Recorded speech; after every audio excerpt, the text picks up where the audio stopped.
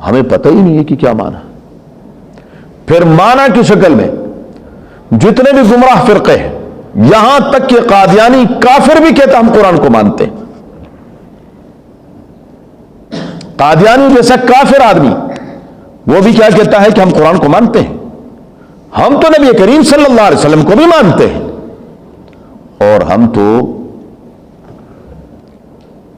کلمہ بھی حضور صلی اللہ علیہ وسلم والا پڑھتے ہیں. اب ایسے موقع پر آ کر آپ کیا کریں گی؟ وہ بظاہر تو کہتا ہے کہ میں قرآن کو بھی مانتا، میں اللہ کے نبی کو بھی مانتا، رسول اللہ صلی اللہ علیہ وآلہ وسلم کو بھی مانتا. تم پھر بھی ہمیں کیا کہتے ہو؟ کافر کہتے ہو، مسلمان نہیں کہتے ہو. اور یہ سوال ہمارے بہت بڑے عالم ہیں مولانا زاہد الراشدی صاحب، اللہ تعالیٰ ان کے عمر میں برکت عطا فرمائے، فرمانے لگے کہ مجھ سے یہ سوال امریکہ میں ہوا. اب یہاں تو مسلمان ہیں، اتنا کھل کر ایسی بات نہیں کرتے، لیکن وہاں تو وہ ساری عیسائی ہیں. تو لگے تم قادیانی کو مسلمان کیوں نہیں کہتے ہو؟ تم ان کو کیوں کافر کہتے ہو؟ ان کو بڑی تکلیف ہے. مزے کی بات یہ ہے ہم ان کو کہتے ہیں کہ بھائی تم ہمارے مسلمان نہیں، تکلیف ان کو ہو رہی ہے. وہ تمہارے سے کیا غرض ہے؟ تم کسی کو کہو کہ تم عیسائی نہیں ہو تو ہمیں کوئی تکلیف ہے؟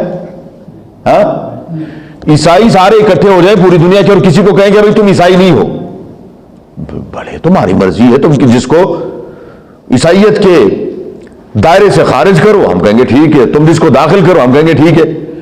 لیکن ہمارے لیے کیا ہے؟ اور بھائی تم کیوں ان کو کافر کہتے ہو؟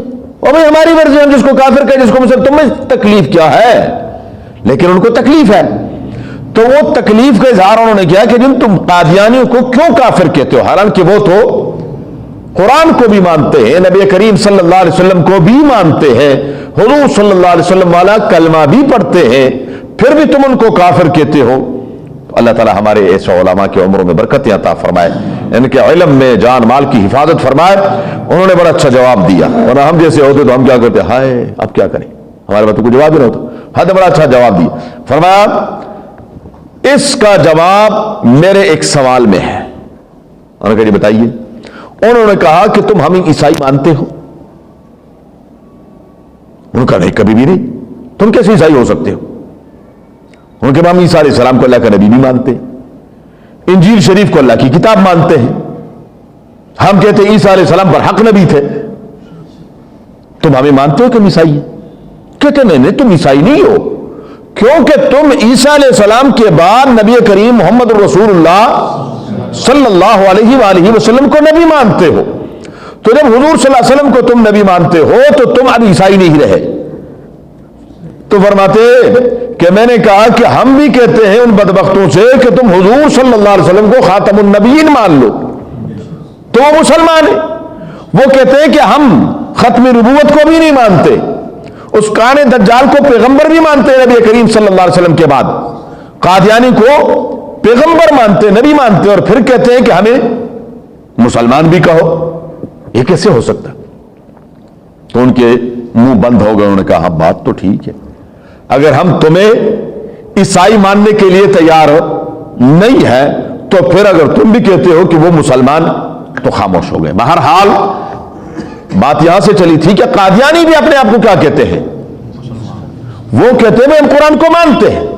جب ہم ان سے کہتے ہیں کہ بھئی آؤ قرآن کریم کی تعلیمات، قرآن تو کہتا ہے کہ حضور نبی کریم صلی اللہ علیہ وآلہ وسلم اللہ کے آخری پیغمبر ہیں، تو یہاں پر وہ پھر ڈنڈی مارنے کی کوشش کرتے ہیں. علی ھذا القیاس، اسی طریقے سے جو بدعتی لوگ ہیں، بدعات میں مبتلا ہیں، ان سے ہم کہتے ہیں کہ اللہ کے بندو کیا کرو، آؤ قرآن کریم پر اپنے عقائد کو پیش کرو. وہ قرآن کریم وہ کہتے ہیں ہاں قرآن کو مانتے ہیں لیکن قرآن احکامات کو نہیں مانتے. تو یہ ہے وہ حصہ کتاب کا کہ کتاب کے کل احکامات کو نہیں ماننے کے لیے تیار، صرف اور صرف کیا ہے؟ اپنی مرضی کے. وَيَتَّبِعُونَ الشَّهَوَاتِ أَن تَمِيلُوا مَيْلًا عَظِيمًا، خواہشات کی پیروی کرتے ہوئے وہ تمہیں اس سیدھے راستے سے دور لے جانا چاہتے ہیں تاکہ پھر اپنی مرضی سے وہ کچھ کرتے رہیں. تو رب العالمین